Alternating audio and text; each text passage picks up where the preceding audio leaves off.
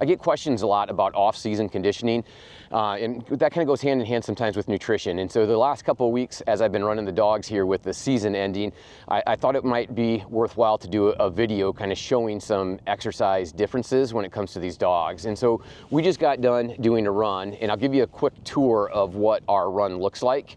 So you can see we're running a pretty straight, flat gravel road. So I can usually see a mile or two in front of or behind me the entire time. So I'm able to really monitor the dogs for cars. And so the times that we have cars, I have them at heel. And then you can see here on the right side of the screen that we have a ditch, basically, is with a creek in it with trees. And so every intersection we come to is kind of a blind intersection. So I heel them through that as well. Just a side note, if you take a look in said creek, it is bone dry. And this is a creek that raises several broods of wood ducks, mallards, and then a handful of blue-winged teal as well.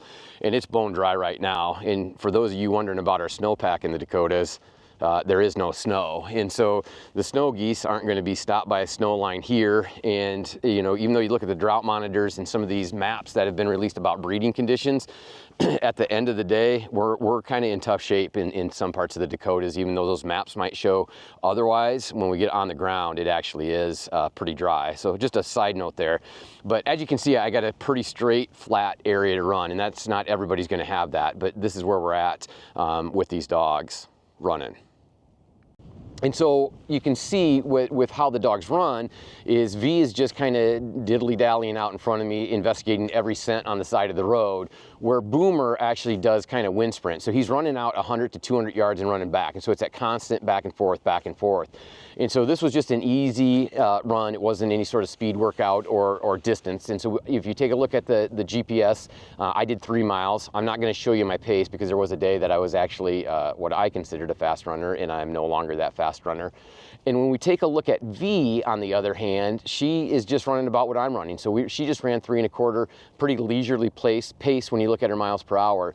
And so I'd contend that maybe this wasn't even a workout for V. And then we take a look at Boomer's stats, and you can see he ran 6.5 miles, running about 15 miles an hour. So quite a bit more significant of a run than either V or I. And so I think what's important here is to note that, you know, when we're looking at conditioning, on the conditioning side of things, it's important to understand how hard your dog's working or not. And so where this comes in is, especially as we get closer to seasons, and so kind of not at the end of the season like we are now, but going into seasons, I'll have clients come in, and when I ask them if they're conditioning their dog, they'll often say, yep, I'm taking him for a walk around the block. And so if you take a look and you throw a leash on Boomer and take him on a 3-mile walk, he's not getting conditioned. It's just not.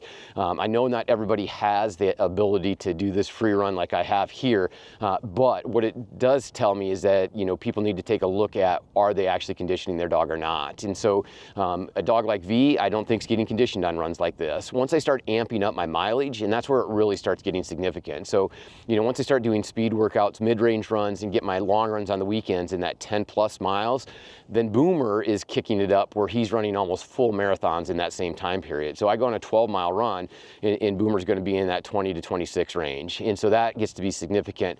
It also increases V's workload. So, you know, when we start doing long runs, I do think it benefits her. On these shorter runs, I don't. And so where the other side of this is on the feeding front. And so these dogs are both 50 pounds.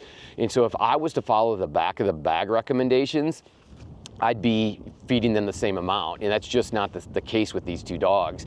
So V, who doesn't run as hard, fast, even out in the yard playing as Boomer, she gets about 3/4 of a cup of a performance diet, so a 30-20 blend, and Boomer is anywhere in that 1/4 to 1.5 cups twice a day. And so both dogs fed that amount twice a day, and so Boomer ends up getting, you know, nearly twice as much as V to compensate for the excess calories that he's burning. And I think where else that becomes important is that V is up in that, you know, cup to 1.25 cups sometimes during hunting season. So, you know, if we're getting out and she's making a lot of retrieves, duck hunting, or, you know, especially pheasant hunting late season, she's the one that is actually working hard. But the majority of the year, I kind of toy with the idea, and there's times that I do bump these dogs down to a lesser formula, so down to more of an adult maintenance.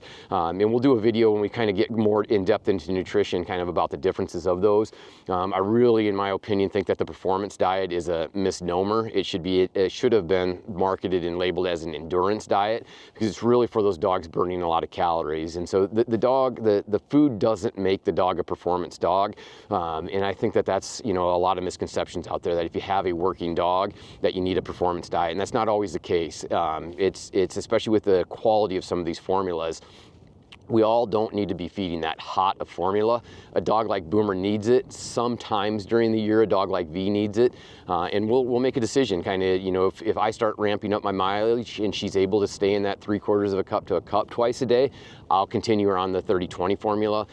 If it seems like she's putting on a little bit of weight, then I'll feed 2 formulas. Boomer will get the performance and she'll get bumped down.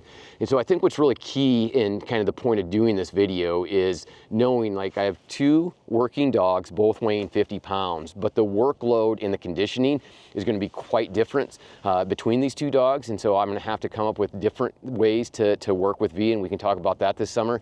And a dog like Boomer is going to need to be on adequate nutrition. So when I start ramping up my mileage, he's going to be putting on as many miles and sometimes more than he does during hunting season. And so I need to be conscious of that with the food that I'm feeding as well.